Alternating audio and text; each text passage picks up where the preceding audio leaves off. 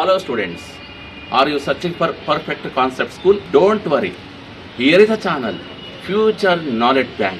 It will clear all of your troubles. Welcome to Future Knowledge Bank.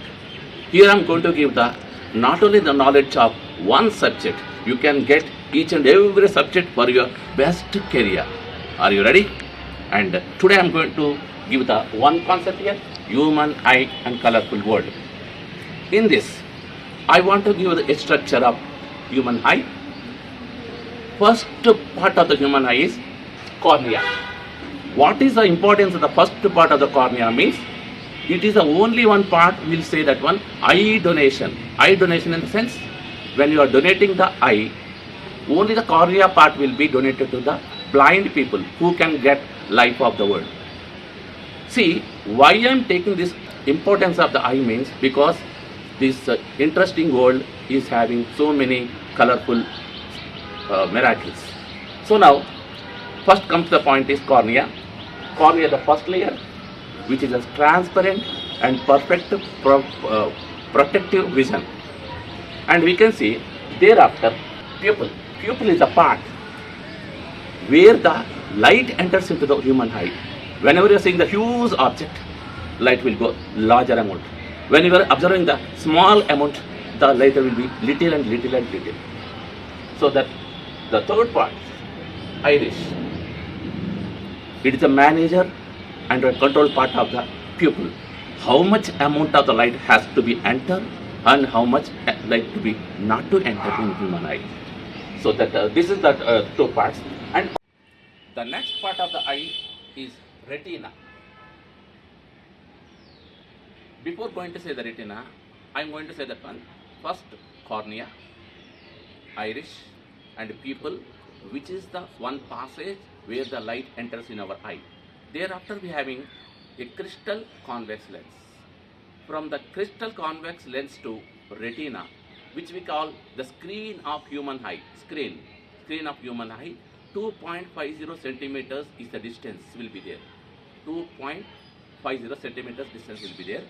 And that from the distance we can see that one where we'll get the perfect image and what will be the perfect image measurements means 2.27 centimeters to 2.50 centimeters we can get the perfect image of each and every object. And thereafter I can go to that one, whatever the image which is formed on the retina is real inverted image which is going to be converted into electrical signal and passing through the optic nerve. Passing through the optic nerve. From thereafter, optic nerve sends the electrical signal to brain. So we can observe the beautiful world. This is a brief structure of the human eye. Now we'll study the extraordinary experiences of human eye in the nature. Now we'll go for wonderful experiences of our human eye in the nature. First of all, we'll go for one interesting concept. Why the sky is blue in color? There is $1 million question. Why means? Because we know that one white light contains all the 7 colors. But the thing is, the atmosphere contains 79% of nitrogen and oxygen molecules. The wavelength of the nitrogen and oxygen molecules exactly suits to that of the blue color wavelength.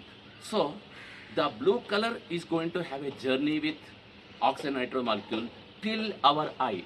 Hence, the sky appears blue in color. Remaining colors are going to be scattered away and remaining colors that the sky is not going to be appear. That too, above 380 kilometers, only we can see the blue sky. Later on, the sky is going to be dark black in color. Okay? Now we'll go for concept number second, a second wonderful experience of our human eye. How the white clouds are formed. This is one big question for all of the students. You can see lot of water bodies on the earth. Oceans, seas, rivers, canals, lakes and so on. On a sunny day, lot of evaporation takes place. and lot of water is going to be evaporated in the sky.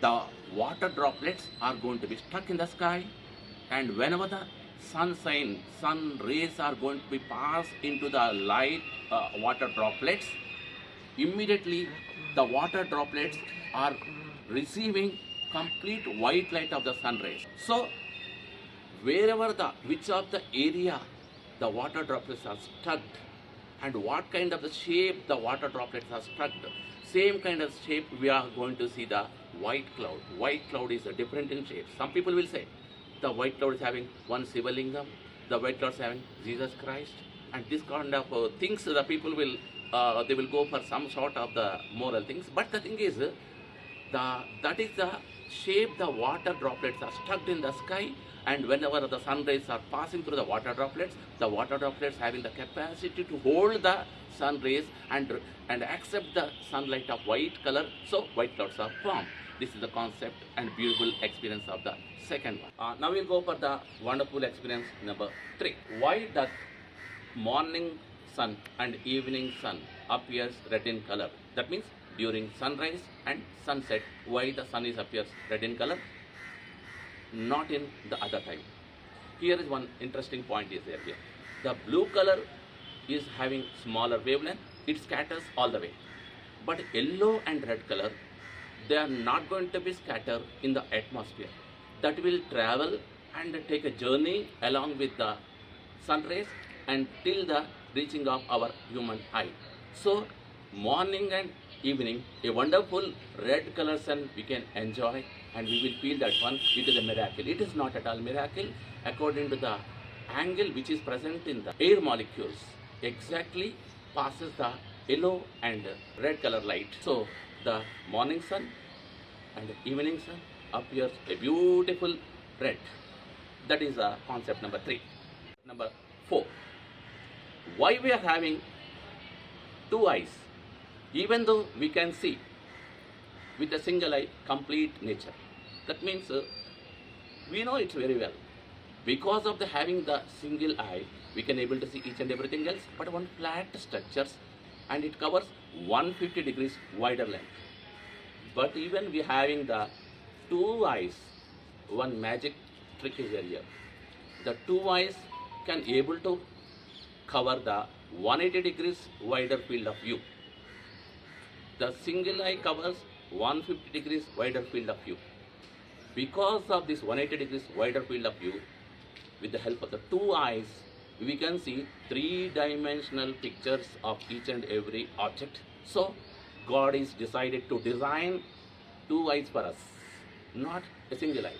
Don't aim for single eye and aim for a good eye. This is the experience number 4.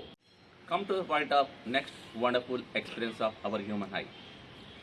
Why the rainbow appears a semicircle even though it is a complete circle? We can observe whenever it was rained and slight sun rays are coming up, and we can enjoy the semicircular rainbow.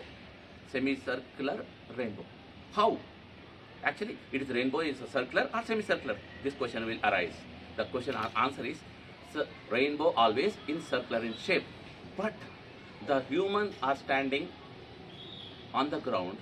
If the human being is going to be travel up to the 4.8 kilometers above the horizon, they can see the complete circle. That means we want to see the complete rainbow, circular rainbow, then we go for aeroplane and we can observe the completely circular rainbow.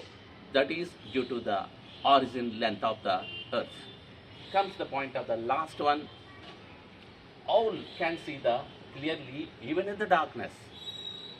We can't see properly, even though we are having beautiful rods and cones. We are having 91 million rods and 4.5 million cones.